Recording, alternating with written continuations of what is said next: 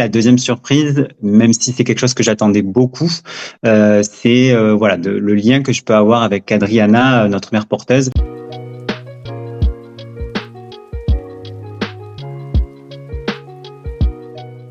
Donc, je m'appelle Cédric, j'ai 38 ans, je suis médecin dans le sud de la France et je suis l'europapa d'un petit garçon, Elliot, qui a actuellement 3 mois et qui est issu d'une GPA, et je suis en couple avec mon compagnon Mathias depuis 1 an et demi. Alors moi, j'ai toujours voulu avoir un enfant, et forcément, en étant homosexuel, il y a des barrières inévitables, et donc je me suis très vite voilà renseigné sur l'adoption. Et c'est vrai que même si l'adoption c'est quelque chose qui est autorisé en France, il y a malheureusement quand même la réalité qui est plus complexe, avec des délais plus longs et une issue quand même qui est plutôt incertaine. Et donc du coup, je me suis très vite rapproché de la GPA. Mon histoire de vie a fait que j'ai lancé la procédure il y a 3 ans en tant que papa solo. Et puis après, j'ai rencontré mon compagnon en cours de parcours de GPA. Quand j'ai commencé mes recherches sur la GPA, j'ai essayé de me renseigner autour de moi un petit peu sur trouver des couples qui avaient déjà fait une GPA à l'étranger, et j'ai voulu trouver un pays le plus proche du coup de la France. Et en Europe, c'était l'Ukraine. Et donc j'ai commencé à me renseigner auprès de l'Ukraine, puis après il y a eu la guerre qui a démarré, et j'ai surtout aussi voulu me renseigner sur une GPA beaucoup plus éthique. Et c'est très vite que en fait je me suis rendu compte que voilà, c'était la GPA aux USA qui correspondait un petit peu plus à mes valeurs. Et donc, c'est pour ça que je me suis commencé à me renseigner sur la GPA aux USA. Quand on commence une GPA, on a deux grandes entités à choisir. C'est la clinique qui va faire les embryons et qui va faire le transfert de l'embryon sur la mère porteuse. Et puis, il y a l'agence qui va nous permettre de sélectionner une mère porteuse. Et c'est vrai que pour le choix, j'ai fait exactement voilà comme le début, c'est-à-dire je me suis renseigné auprès de parents qui avaient déjà fait une GPA. Et j'ai essayé de limiter un petit peu mes sélections à 2 cliniques et 2 agences, pour essayer de pas me perdre dans la multiplicité des agences et des cliniques. J'ai fait des visios avec des représentants francophones de chacun, et en fait j'ai essayé de voir en fonction de ce qu'ils me proposaient, de leur process, de l'aspect financier, mais aussi de l'aspect humain. Voilà, savoir quel était l'interlocuteur que j'avais en face de moi, avec lequel je me sentais le plus à l'aise et avec qui je pouvais avoir confiance. Et donc, j'ai fait ça à chaque fois avec les 2 agences et les 2 cliniques, et c'est ce qui m'a permis après de porter mon choix sur l'un. Alors, chaque parcours est bien évidemment différent, mais pendant mon parcours, le premier obstacle, c'était à la création des embryons. Donc, quand vous créez des embryons, ils sont congelés à 1 semaine de vie. Et au bout d'1 semaine, avant la congélation, on voit le nombre d'embryons qui sont viables et qui peuvent supporter une congélation. Et en fait, moi, je n'avais qu'un seul embryon qui était viable, et c'était du coup une seule chance, une seule grossesse possible. Si cette grossesse ne prenait pas, je devais recommencer le process au début. Et donc, c'est vrai que ça a été une première difficulté pour moi. Mais il faut croire que ça a suffi, puisque du coup, après, l'histoire a fait que cet embryon unique a suffi pour avoir une grossesse. Et puis, ma deuxième difficulté, c'est qu'on avait présélectionné une première mère porteuse qui, malheureusement, a eu des problèmes de santé qui sont absolument indépendants avec la procédure, mais qui ont eu des problèmes de santé avant qu'on fasse le transfert. Et malheureusement, on n'a pas pu, du coup, aboutir avec cette mère porteuse, et on a dû resélectionner une autre mère porteuse. Donc, il y a eu voilà, quelques mois un petit peu de perdu, entre guillemets. Les moments les plus forts de cette aventure, c'est compliqué parce qu'il y en a beaucoup. Je dirais que chaque étape est une victoire, donc du coup, on a l'impression de le vivre comme un moment fort. Chaque étape passée, on stresse sur l'étape d'après quand même, faut le dire. C'est un peu les montagnes russes, une GPA, mais c'est vrai que si je devais retenir quelques éléments forts, c'est ma première visio avec Adriana, notre mère porteuse. C'est vraiment très fort en émotion, beaucoup de stress et de joie, donc c'est vraiment très fort. Il y a eu après le jour du transfert, où on a vraiment la sensation qu'il y a une vie qui démarre, donc c'est vraiment important. Après, voilà, nous on a eu la chance d'aller faire une échographie pendant la grossesse d'Adriana pour découvrir le sexe de notre enfant. Et du coup, ça a été très fort aussi de pouvoir vivre ça sur place, d'être là avec Adriana, la mère porteuse, pour pouvoir vivre ce moment-là. C'était merveilleux. Et puis, bah, enfin, bien évidemment, la naissance d'Eliot, qui restera voilà, toujours le plus beau des moments. Avec le recul, est-ce que je ferais quelque chose différemment? Honnêtement, j'ai pas l'impression. Je suis très satisfait de mes choix, que ça soit de la clinique ou que ça soit de l'agence. Voilà, même les difficultés que j'ai pu avoir, non, il y a rien là spontanément qui me dit que j'aurais changé quelque chose dans la procédure. Les surprises positives, la première, bien évidemment, ça a été que l'embryon unique, voilà, fonctionne d'emblée. Ça a été une belle surprise parce que c'était beaucoup de stress et c'était vraiment une très très belle surprise. Et après, la deuxième surprise, même si c'est quelque chose que j'attendais beaucoup, c'est voilà le lien que je peux avoir avec Adriana, notre mère porteuse, où on a pu garder ce lien et vraiment entretenir voilà une relation même après la naissance d'Eliot. Et on espère, voilà, on espère se revoir. Et voilà, je pense que c'est la plus belle surprise. Alors, il faut savoir qu'une procédure de GPA, c'est une procédure qui est quand même relativement longue. Moi, j'ai commencé du coup en juillet 2022.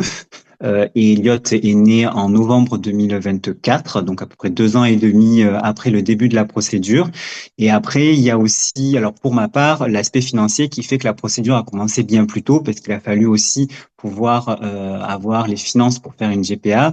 Donc c'est vraiment une procédure qui, en termes d'émotion, grandit vraiment sur plusieurs années. Donc c'est quand on arrive un petit peu au bout du process, j'ai envie de dire que les émotions, elles sont à la proportion du nombre d'années qu'on attend ce moment-là. Donc c'est vrai que c'est long. Après, un peu avec le recul aujourd'hui, les 2 années et demie que j'ai passées, c'est finalement passé relativement vite parce qu'il y a chaque étape qui nous permet un petit peu d'avancer et de se dire bon ben là la prochaine étape c'est dans 2 3 mois, la prochaine étape c'est dans 2 3 mois et en fait ça nous permet quand même d'avancer relativement vite.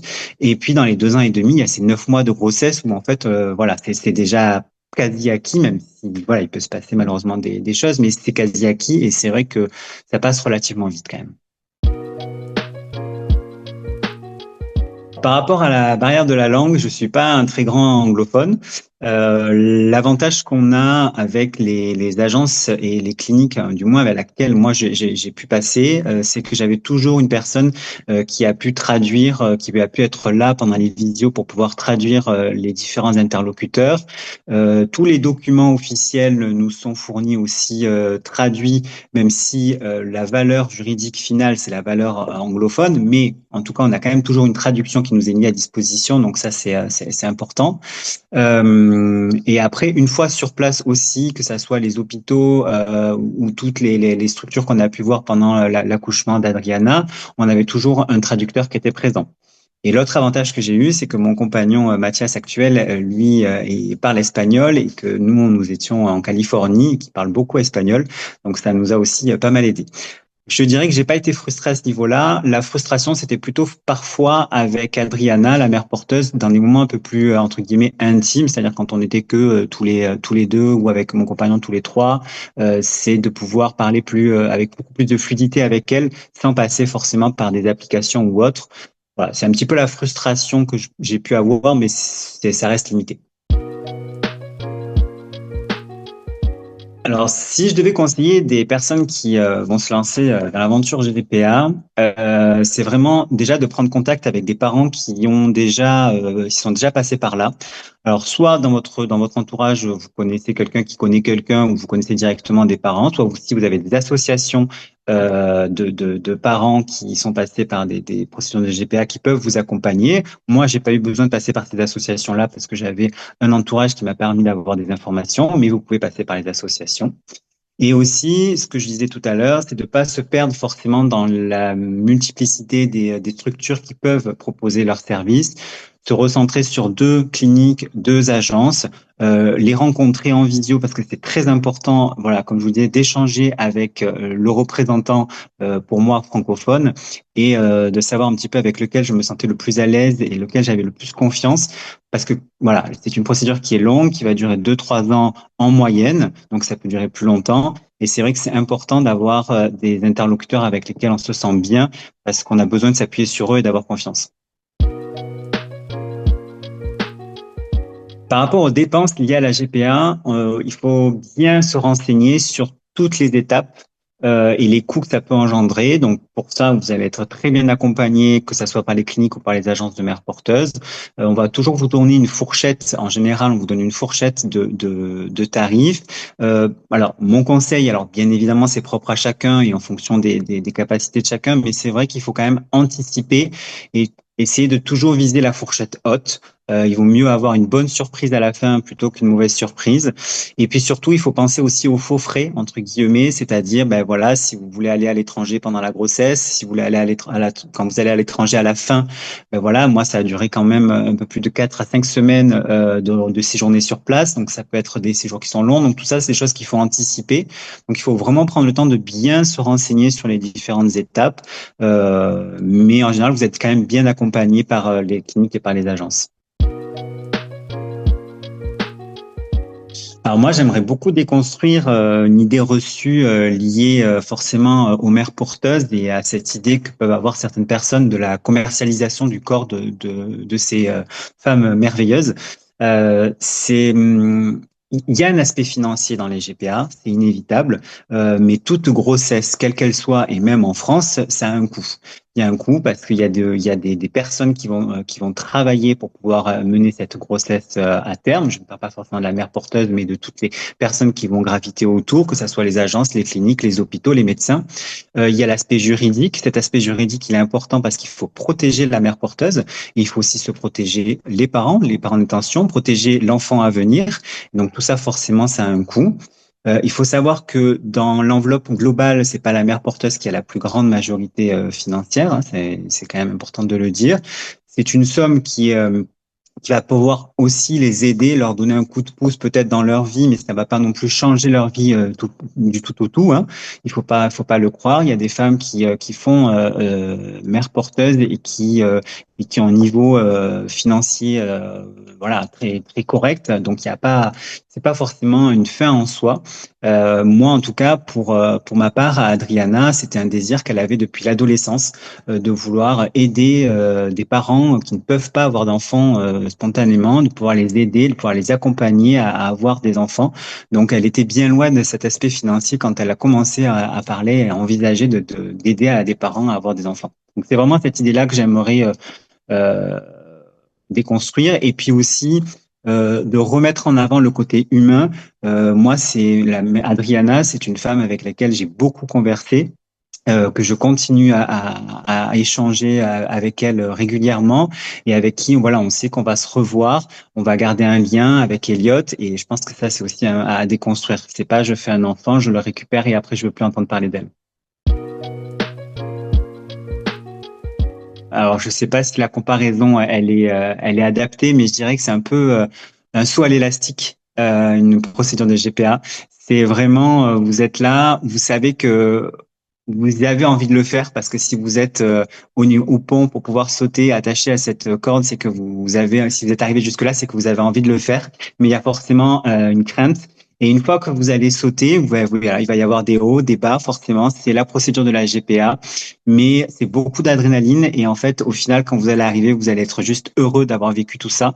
Et voilà, je pense qu'il faut vraiment se jeter et surtout faire confiance à la corde. Et la corde ici, c'est les agences et les cliniques et qui vont vraiment vous accompagner. Donc, je pense faut lâcher prise parce qu'on est à des milliers de kilomètres de la grossesse qui est en train de se faire. On est à des milliers de kilomètres de l'embryon qui est en train de se faire et qui va être congelé.